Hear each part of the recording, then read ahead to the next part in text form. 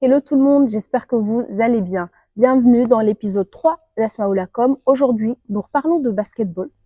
Ici à Tours, à mon conseil avec Erwan Vallès, je prononce bien ton nom de famille, Exactement, c'est ça. le coach adjoint du Tours Métropole Basketball. Salut Erwan. Ça va? Tu vas bien? Ouais, ça va et toi? Ça va, Merci d'avoir accepté avec l'invitation. plaisir. Du coup, Erwan, le 21 avril 2025, tu fais un post sur Instagram, tu dis que tu es aux côtés d'une équipe pro. Voilà, je crois Ouais. que c'est ta première apparition officiellement. Ma première Ta saison surtout. première saison Ouais. surtout. Tu remercies le staff.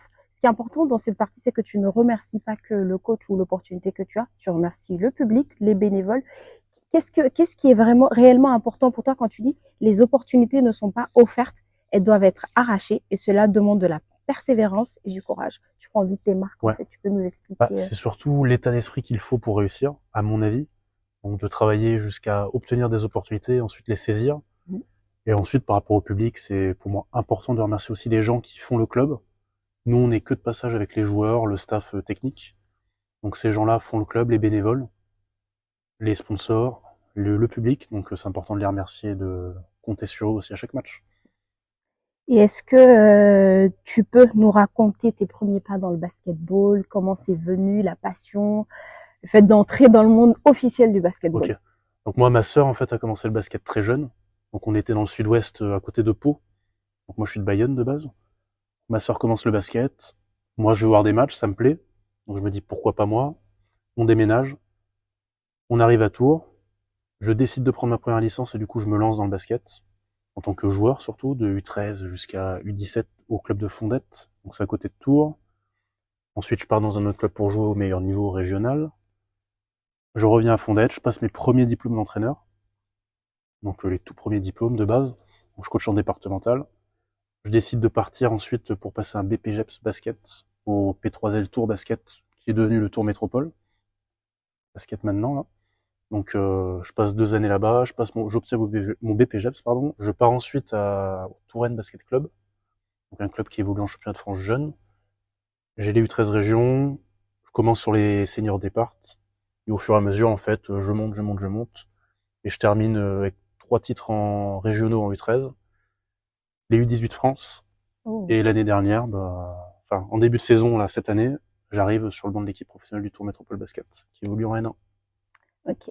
Et c'est à quel moment tu as su que tu voulais t'investir dans le coaching Bah, spécialement? ça s'est fait à Fondette, surtout quand j'ai commencé à côtoyer les jeunes.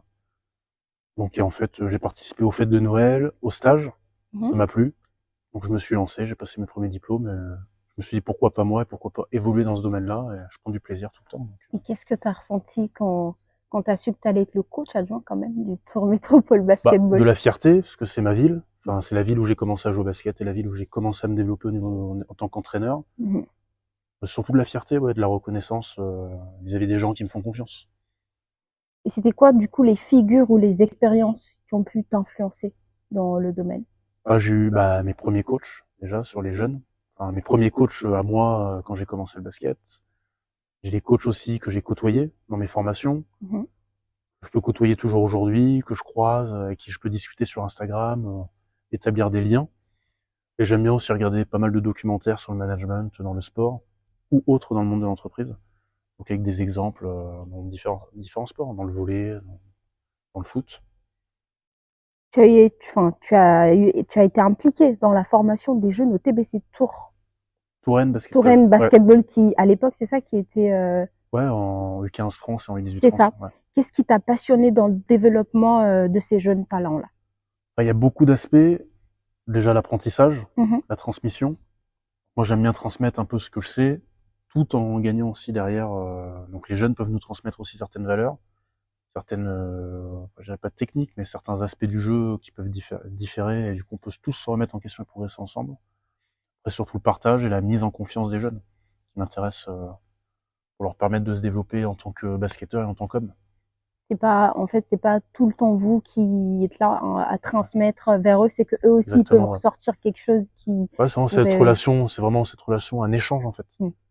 qui existe aussi dans le monde professionnel, sur une dimension un peu plus pas vraiment spécifique basket. Mais chez les jeunes, on peut apprendre vraiment de tous les aspects. Et quel est ton rôle exact en tant qu'entraîneur adjoint au sein du TMB. Ouais. Bah moi j'ai différentes casquettes. La première c'est l'analyse vidéo. Donc deux choses en analyse vidéo, l'analyse vidéo de l'équipe adverse, les formes de jeu, les défenses, l'analyse vidéo individuelle aussi des joueurs adverses, leurs points forts, leurs points faibles. J'ai toute la partie entraînement individuel, donc moi je suis vraiment consacré sur l'individu dans le collectif, donc les entraînements individuels avec les jeunes joueurs et les plus anciens.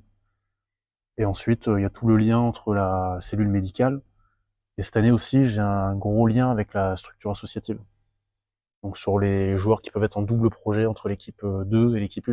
Mm. Donc de faire le lien un peu et de faciliter les échanges entre nous. Est-ce que tu peux nous donner un aperçu de la dynamique au sein du staff technique ou de la relation avec les joueurs, notamment? Ouais. Bon après, un aperçu. Moi j'aime bien beaucoup rigoler. Ouais. Donc j'aime bien leur faire des blagues à l'échauffement, avant les matchs pour détendre un peu l'atmosphère. À l'entraînement aussi. Quand ils arrivent à prendre des nouvelles de leur famille, de leurs proches. Donc, je trouve que c'est important. Très Et d'être important. dans l'échange. Après, on se voit tous les jours, donc au bout d'un moment, on se dit beaucoup de choses, donc c'est pas. Enfin, je sais pas, c'est plus facile à vivre qu'à expliquer. Et selon toi, les atouts et les défis spécifiques du TMB cette saison? Les atouts. Bah, les atouts, c'est que c'est un club structuré, donc qui est dimensionné pour la Pro B par rapport à sa cellule médicale, à la structure sportive, au staff technique. On est nombreux. Ensuite, les sponsors, le partenariat, le public qui est nombreux aussi à chaque match.